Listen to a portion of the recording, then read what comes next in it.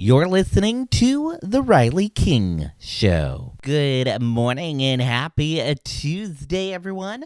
And welcome to this Tuesday edition of The Riley King Show. We have a jam-packed program ahead for you today. Coming up on the show, uncertainty persists over the Youth Development Center Settlement Fund Administrator. Shaheen says U.S. interest in Greenland is straining ties with key NATO allies. Shaheen honored for her role in bringing Martin Luther King Jr. Day to New Hampshire. Trump's Greenland threat sparks fear of a NATO rift. In Minneapolis, protests continues as U.S. troops are placed on standby. Let's get started now. First up, uncertainty persist over the Youth Development Center Settlement Fund Administrator. The future leadership of the Youth Development Center Settlement Fund remains unclear as nearly 6 months pass without a new administrator in place. Former fund administrator John Bordreck stepped down in July of 2025, and no replacement has yet been named. State officials have not publicly disclosed the status of the search, though a new administrator could be appointed in the coming months. We haven't seen any decisions, and it appears that won't be any decision until there's a new administrator in place, said Mark Knights of Nixon Peabody LLP. The settlement fund was established to compensate victims of alleged physical, mental, and sexual abuse suffered while in state care over the past 50 years. It was also designed to prevent what could have been thousands of lawsuits moving through the court system. More than 2,000 people have submitted claims to the fund.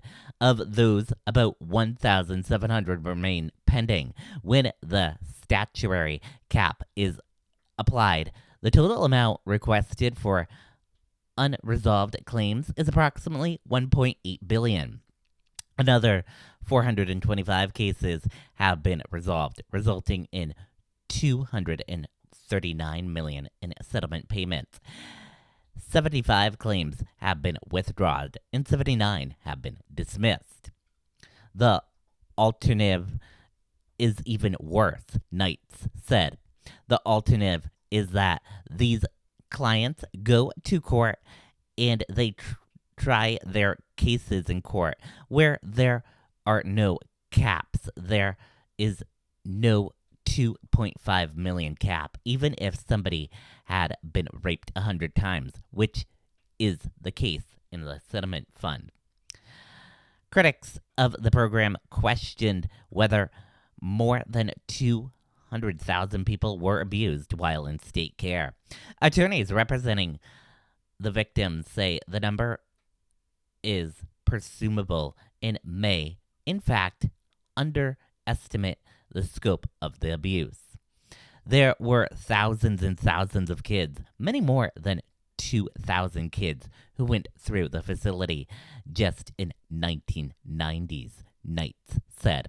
So the fact that there's 2,000 claimists who have submitted claims, the settlement fund is not surprising, and it's really only a fraction of the kids who had been there over the 6 decades. Lawyers say many of their clients are becoming increasingly frustrated with the delays, and many choose to pursue their case in court instead. Senator Cindy Rosenwald, a Democrat from Nashua, warned that such a shift could end up costing the state significantly more. I believe it will cost us even more money, and we already don't have the funds to pay these victims back, Rosenwald said. WRMK News Radio has reached out to the state for an update on the administrator search, but has not yet received a response. Shaheen says U.S. interest in Greenland strains ties with key NATO allies.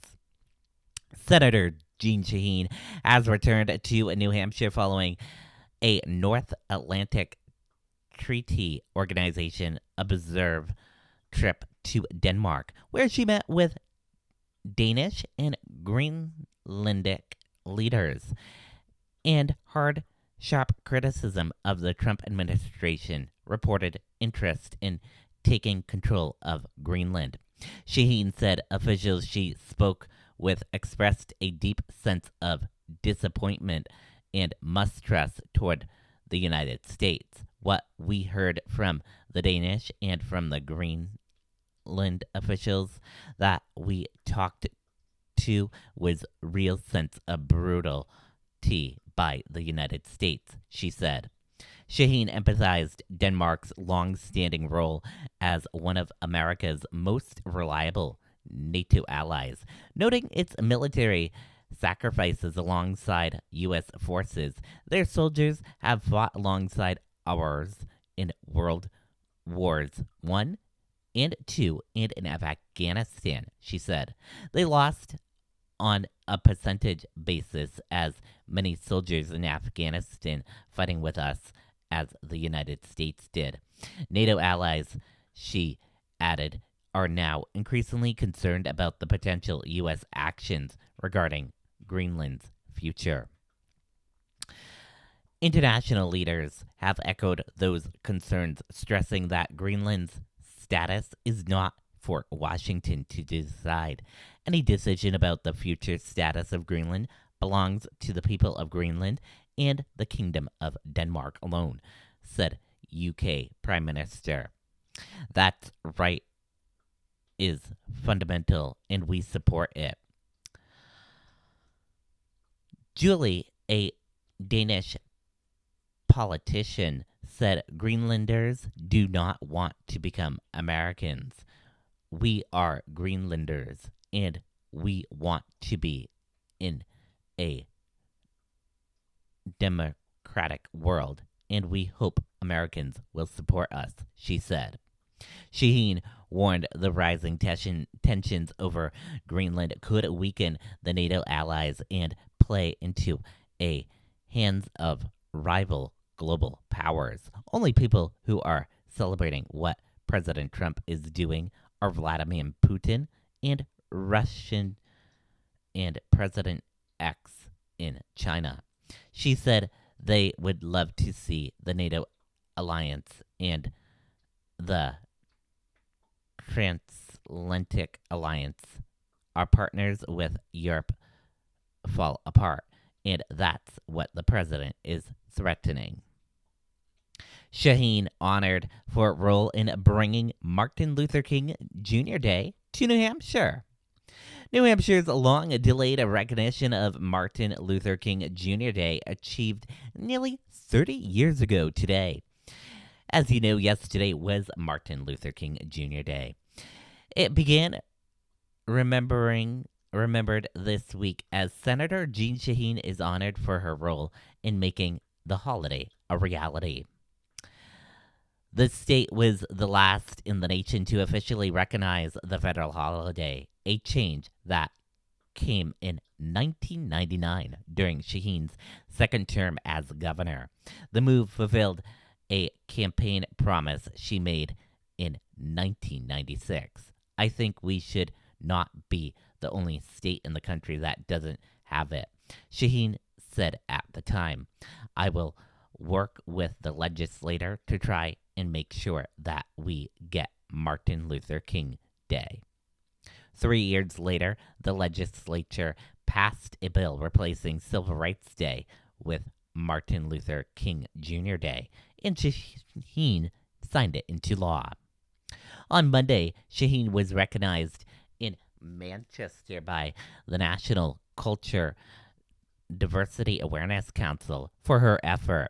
We wanted to express our gratitude and thanks for Senator Shaheen for a great service for honoring Dr. King, said Wayne Jennings, a member of the council.